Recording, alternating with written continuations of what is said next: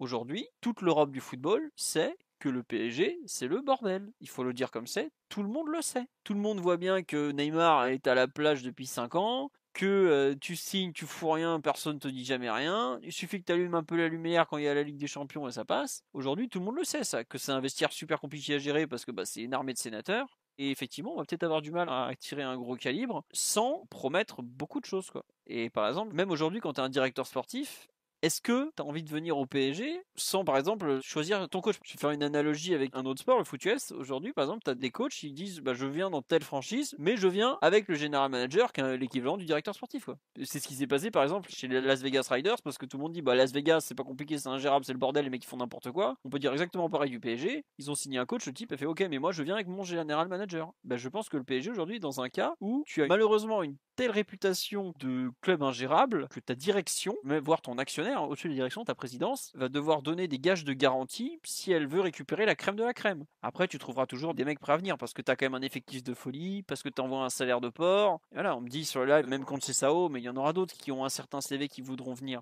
Mais si tu veux vraiment la crème de la crème, si tu veux les mecs qui sont en quart, en demi ou en finale, ce genre de choses, il va falloir faire plus. Si vous vous rappelez bien, Manchester City, s'ils avaient un peu pareil la réputation de prendre un peu n'importe qui en entraîneur pendant un temps, le jour où ça a changé, c'est quand ils ont signé et Guardiola et Txiki Begiristain, qui est donc son pote du Barça. Ils ont fait le ménage là-dedans, ils ont viré tout ce qui servait à rien, les Balotelli, tout ça, ça dégage. Et bizarrement, le club, il a commencé à aller dans la bonne direction. Et je pense qu'aujourd'hui, le club a peut-être besoin de définir une ligne, de s'y tenir un peu plus. Je pense que le PSG doit peut-être aujourd'hui suivre ce modèle avant de se concentrer sur l'entraîneur, que l'entraîneur puisse travailler et pas aujourd'hui se retrouver à cramer des entraîneurs les uns après les autres parce que c'est ingérable. Mais tu sais, même au-delà de donner des garanties, il faut s'y tenir aussi. Je pense que de le dire avant de signer le contrat, c'est bien, mais il faut que sur la durée, la personne qui va travailler puisse le vérifier et qu'on le laisse vraiment travailler. C'est la base. On a un peu perdu cette base-là, mais je pense que c'est la base dans tout club de football qui veut bien fonctionner. C'est de définir un projet, définir une ligne directrice et laisser les gens travailler.